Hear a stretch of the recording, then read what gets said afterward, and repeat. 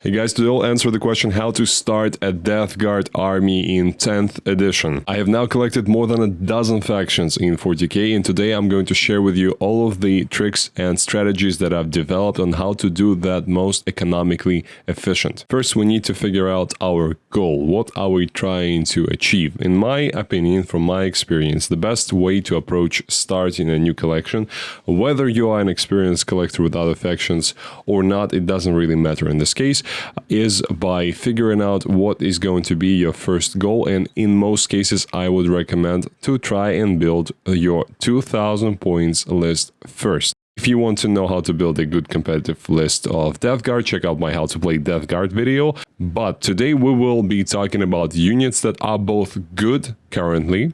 This is the first factor. And second, it's historic value. By historic value, I mean how good the unit was from edition to edition. Obviously, rules change all the time, not only from one edition to another, but also within an edition. There are multiple iterations of that one unit can go through. So it's not hard math. It's just an overall feeling of which models, which units always stayed in value and which units maybe have stayed on the sides for quite a while. Again, there's no really hard rules here. GW can do whatever they want with whatever models, and sometimes the unit that was good for 3 editions in a row can become absolutely trash. So it's impossible to have just like 2000 or 2100 points and always have a very good competitive list with that collection. It's nearly impossible. What we can do instead is have good units that are always in value, more or less, and also have a little bit of that reserve that we can use to replenish the units that are bad now with the units that are good now in terms of the rules. With that stuff out of the way, let's finally talk about the models that I recommend to buy. First of all, I'm always going to recommend buying a combat patrol, because all of the boxes that GW sells with multiple kits inside it, like battle forces, Christmas boxes, all of the combat patrols, all of the boarding patrols before, they are almost always going to be economically efficient. Just because GW is going to add so much value into the box, so much more than you would actually pay in dollars, that even if those units that are inside the Combat Patrol are not currently the best, which is partially the case for the Combat Patrol Death Guard, you are still going to enjoy having them because, as I said, units and rules always change. So you are essentially getting a semi-free stuff for your reserve slots that are going to be replenishing the units that become bad in the future, and these units can actually become very good, like Poxwalkers, for example.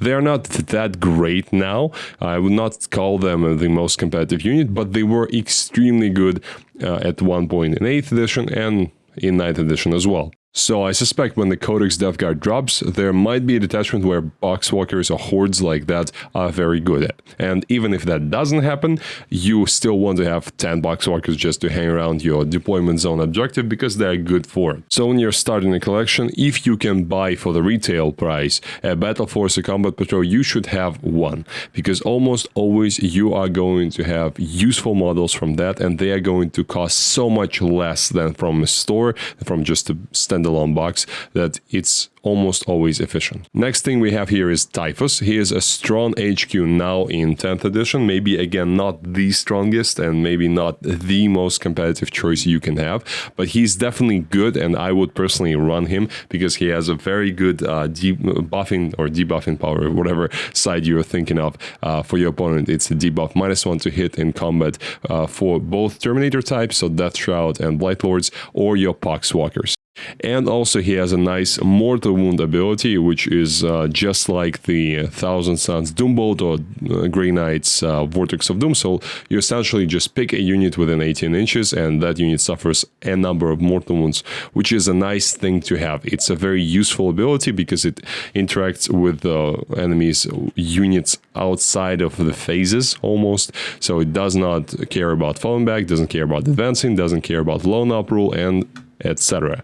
So Typhus is good, and he's also strong in combat. Biologist Putrefier is one of the best Plague Marine characters currently in the index, and he's a good example of how units can change from edition to edition, because he was just a pure trash in 8th and 9th, if I remember correctly. Sorry, Death Guard fans, if I offended someone who was the fang of Biologist Putrefier for a long time.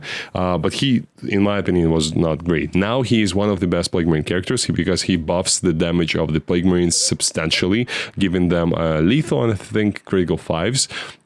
And also he throws a grenade for free once per game. So if you have multiples of these guys, you can throw a bunch of grenades at the same time and do a lot of mortal wounds once per game to a unit, which Death Guard really want to do because damage output is fluctuating on them. It's not bad, it's not extremely good always, so sometimes you want to have that extra oomph that you can get from the Biologists. 7 Plague Marines. They are a staple unit of the faction. I just personally think they are wonderful troops in terms of just what you get from that model. Very beautiful sculpts. It's a pleasure to paint them, even though you're going to spend quite a lot of time picking out all of the details. But at the end, if you do your best, they will look quite good and you will be proud of that model. So yes, Plague Marines are good, they're a staple unit, and they're actually like good now, strong in the competitive 40k currently, especially with the correct characters like the Biologist Putrefier.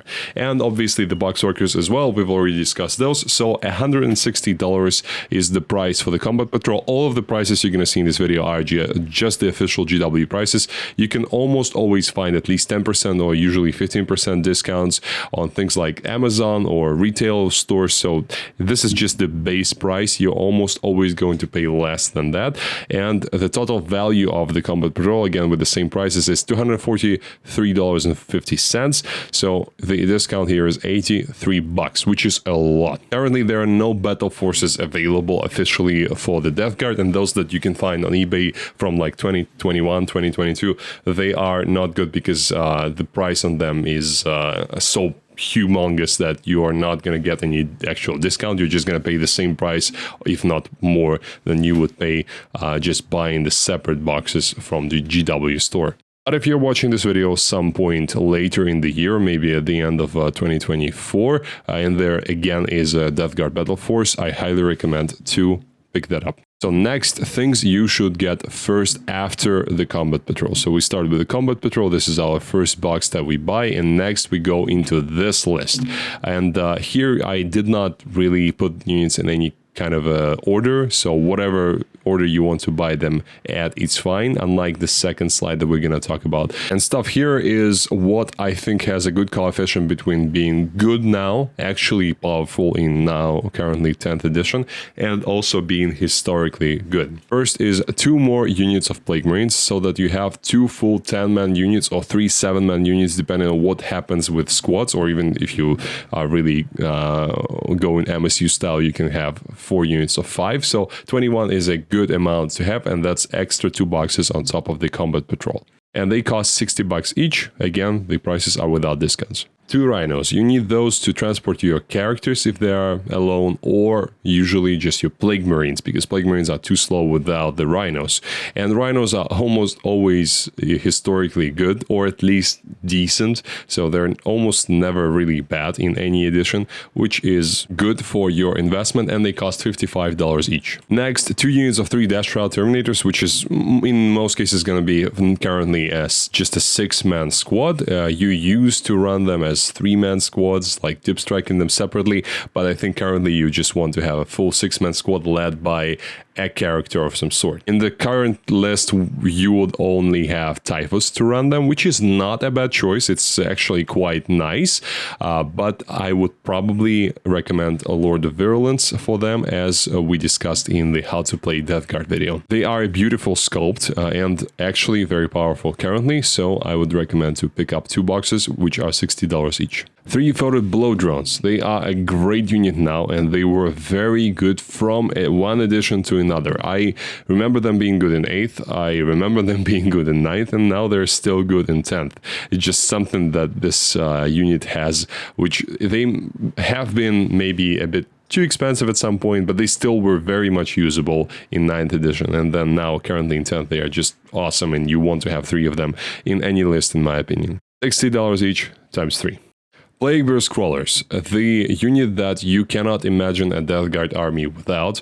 They just look so Death Guard-esque that I don't know what you're doing if you don't have 3 of these in your collection, and you might as well rip off that band-aid of them being expensive now, because you will want to have them at some point. They're just good, very tough tanks with good guns. Their mortar is currently better than their actual big guns on the sides, which is funny because it's the opposite of what it was in 9th edition, but that mortar is very good. It shoots out of line of sight, and the guns on the sides are also not bad if you manage to wound stuff that you want to wound with them. So I would recommend to pick them up as early as possible because you will want to have them in most of your lists. 2 Foul Blightspawn. They are a great support character for the Plague Marines. They were a great support character for Terminators in 9th edition, and I think in 8th as well, but I'm not sure. So they're definitely good now, and you want to have 2 of these to support your 10-man blobs, or even 5-man units if you decide to go MSU.